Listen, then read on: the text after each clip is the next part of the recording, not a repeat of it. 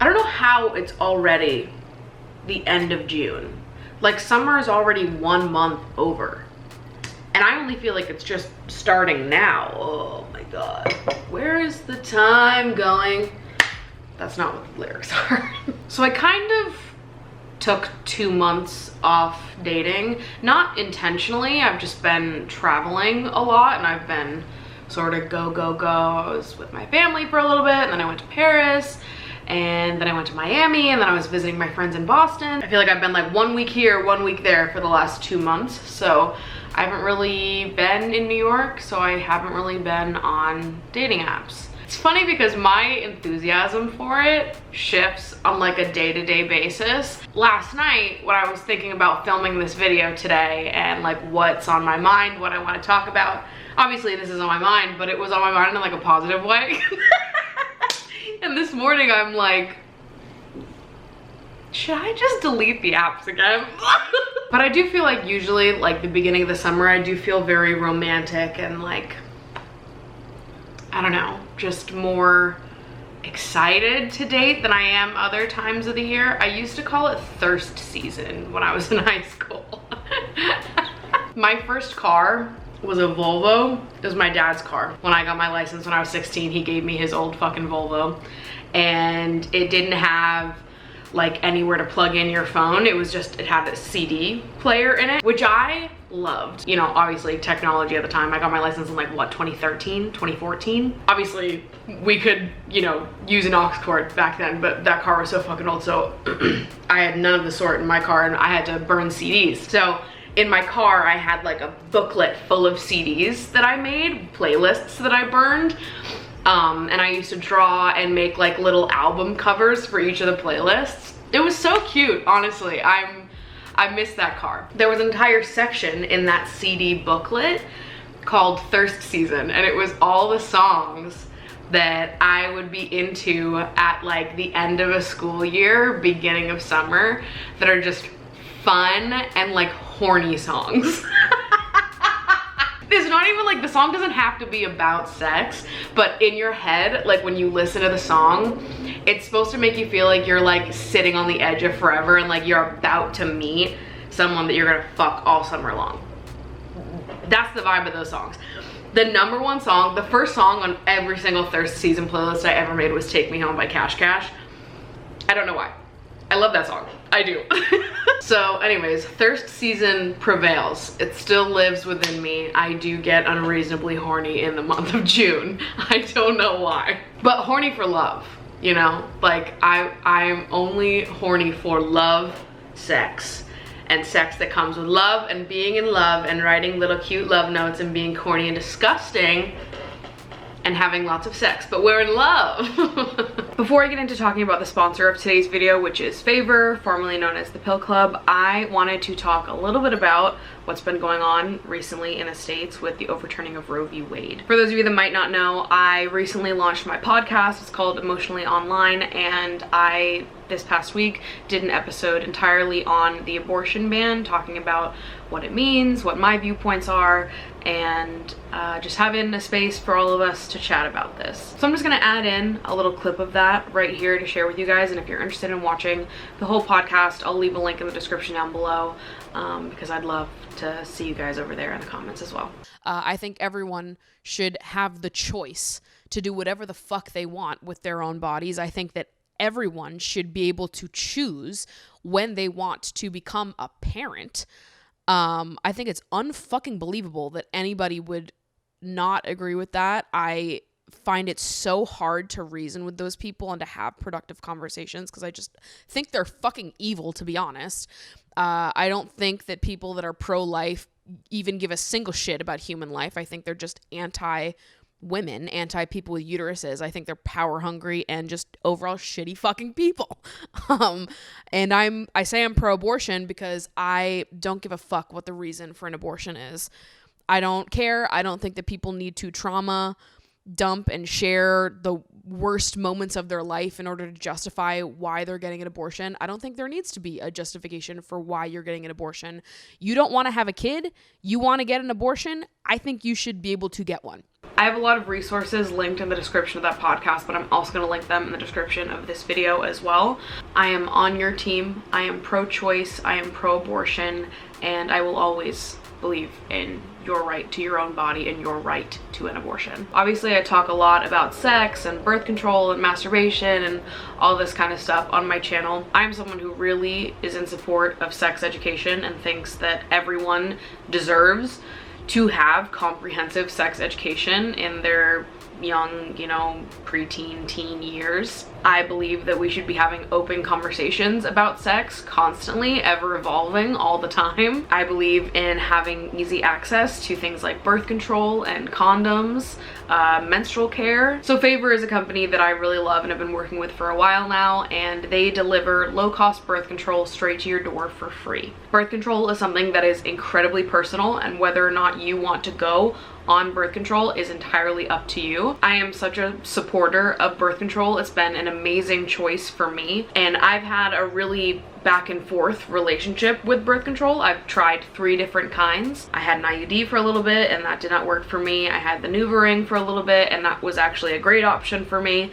And then now I'm on the pill, and the pill has also been a great option for me. I did have to find the right pill for me. I was on a pill before that I didn't like. Favor carries over 120 different FDA approved brands, and they deliver to all 50 states, and their licensed medical team is always just a text away. So they are ready to work with you to find a birth control pill that's going to be right for you. And also, it's worth noting that their shipments come in discreet packaging, so nobody's going to know that you are being delivered birth control. Obviously, this is something that's very personal, and if it's something that you would rather just keep to yourself, that's entirely up to you, and the packaging will not give you away at all. Most brands of birth control are completely free with insurance or Medicaid, but if you do not have insurance, they start at as low as $6.99 per pack. So they're incredibly affordable, and it's really easy to sign up. It takes less than 5 minutes to get signed up on Favor to get birth control delivered straight to your door. So right now, when you go to heyfavor.com/partylikeMaddie, Favor is offering a $10 donation towards bedsider.org for each one of you that signs up to become a patient. Your donation will go towards helping low-income individuals gain access to birth control through bedsider.org. So again,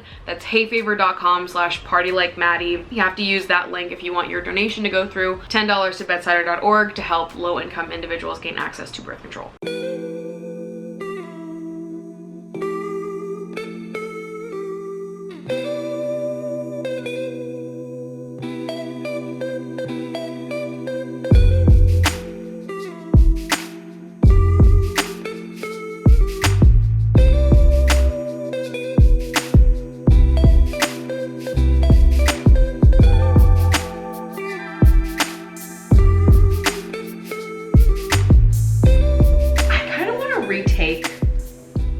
Languages quiz. I feel like I've taken it a bunch of times at this point, but the last time I've taken it was kind of a hot minute ago, and I feel like it's probably the same, but I'm interested to see if there's one part of it that's different. In the past, when I've taken the love languages quiz, quality time is always like above the rest by a mile. Acts of service is immediately under quality time.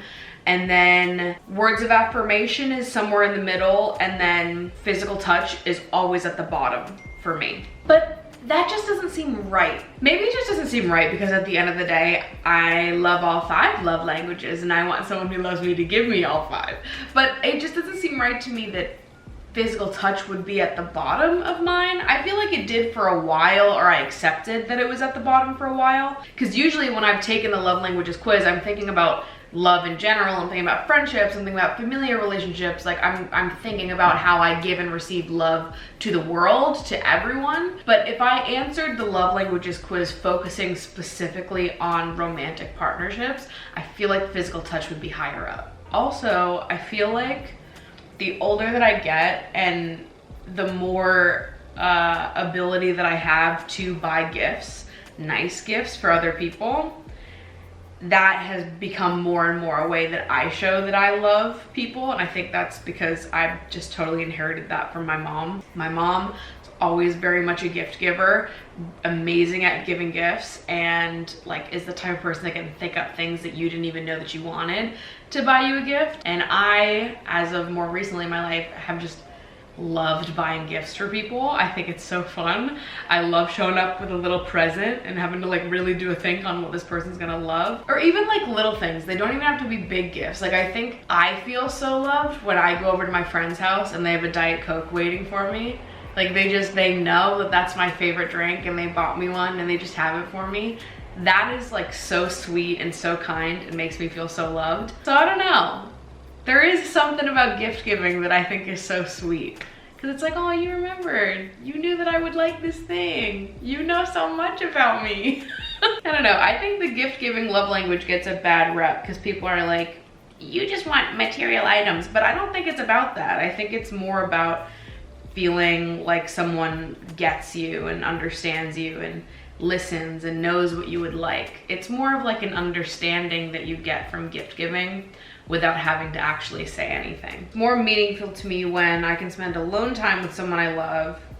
Someone I love does something practical to help me out alone time. It's more meaningful to me when someone I love does something unexpected for me to help with a project. I can share an innocent touch with someone I love. Ooh, this is interesting. Because I actually might answer this as innocent touch, but I think in the past I would have said, help me with a project. Because I think I always feel like I'm the one that takes care of other people. And sometimes it feels nice to have other people take care of me.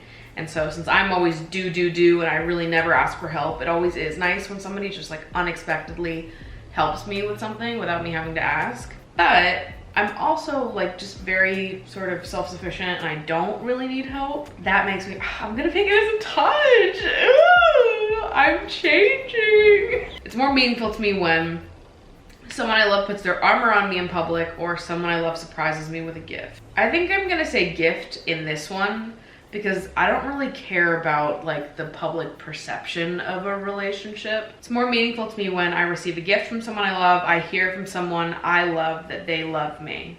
Yeah, I love that they love me. Go on now. It's more meaningful to me when I sit close to someone I love or I am complimented by someone I love for no apparent reason. I'll take the compliment. It's more meaningful to me when I get the chance to just hang out with someone I love or unexpectedly get small gifts from someone I love. No, hang out. Someone I love does things for me instead of just talking about doing nice things. I feel connected to someone I love through a hug. Yeah, no. Do nice things for me instead of just talking about nice things. Fuck a hug. I'm sorry. If the hug was replaced by something more explicit and fun, then we could have a different conversation, but a hug? It's more meaningful to me when someone I love reacts positively to something I've accomplished versus someone I love does something for me that I know they don't particularly enjoy. Someone I love does something for me that I know they don't particularly enjoy. That's so sweet. I love when people like just show up with enthusiasm no matter what. Like I spend so much of my life consuming YouTube content and like I'm very into the internet world and I don't have a lot of people in my life that are also into that kind of stuff. So I always appreciate when people in my life let me like just gush on and on about like whatever's going on or like, you know, I've made friends watch episodes of the H3 podcast with me and I always just appreciate them playing along as if they're super interested as well, even if they're not. I'm complimented by someone I love on my appearance. Someone I love takes the time to listen to me and really understand my feelings. Come on, listen and understand my feelings. I can share a meaningful touch in public with someone I love. Someone I love offers to run errands for me. I think I would say meaningful touch in public for this one, actually. I can run my own errands. That's fine. Damn, acts of service maybe is not gonna be so high on this one. Maybe I don't care about acts of service anymore. All right, the results are in. And my primary love language is quality time, which we knew that was gonna be. That definitely hasn't changed. I feel the most loved when I spend one-on-one time with people. That's true about every relationship in my life. If I only hung out with people in groups, I would always be unsatisfied. I prefer one-on-one quality time with people and just sitting down and having a chat. Quality time is at 40%, so it's the vast majority. The second one, however, is words of affirmation, which didn't used to be the second. Words of affirmation is coming in at 20%. It honestly, it checks out. It makes sense. Number 3, this might shock some of you, receiving gifts. 17%. But I think it's because I now see receiving gifts as how I explained it earlier. Like, it's less about the actual item and more about the fact that someone remembered something about you, that they're paying attention, that they're thinking of you when you're not around. Acts of service, which used to be my number 2, is now my number 4, and it's coming in at 13%. Like, I think maybe the more that I've just come to have my own life, my own way of doing things, seeing things, wanting things to be, as I've become more independent and self-sufficient in my life, I actually kind of prefer to just do things on my own. And sometimes it is really nice, the acts of service with like little things. You know, like if someone wanted to wash my dishes, I would be fine with that. You know, there's little things I can let go of, but like there's a lot of things that I don't want help with and that I would rather do myself. So I guess it just doesn't mean as much to me anymore. And then at the bottom, still, is physical touch. Obviously physical touch is important to me, but I think maybe in the grand scheme of things, physical touch just isn't. Like, physical touch and like being held and cuddled by someone is never gonna hit the same as like totally being understood by someone and having like your feelings shared and like reciprocated in a more direct way. Well, now we know. Another quiz in the book.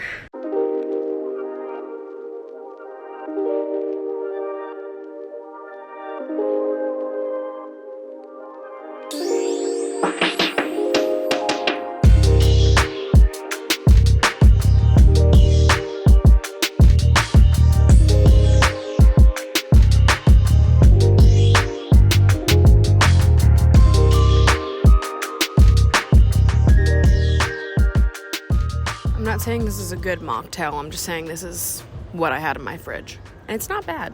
So for those of you that aren't on dating apps, let me just take you into a week in the life on dating apps. I didn't come up here to complain about dating apps. I came here to have a laugh. All right, so I mean, maybe a little bit of complaining, I don't know. Let me just read to you a couple messages that I received this week. First message right off the gates: casual hookup, ? Says right on my profile that I'm only looking for long-term relationships. Some guy said, so did you match for my amazing looks or were you intrigued by my bio? I had no idea what he was talking about. Looked at his bio, it says professional chair. His follow-up message was, sounds like you might want to reserve a seat. No, not even close, actually. Another guy said, need your boobs in my face. That was it. First message. My favorite one of the week was, I unmatched this man immediately after he sent it. So, but don't worry, I did screenshot it. Oh, actually, there's 2 that I screenshotted this week. First guy, I sent him like a thoughtful response to one of his prompts about some book that he was reading. He responds to my thoughtful fucking message about his prompt about books with, nice tits, Maddie.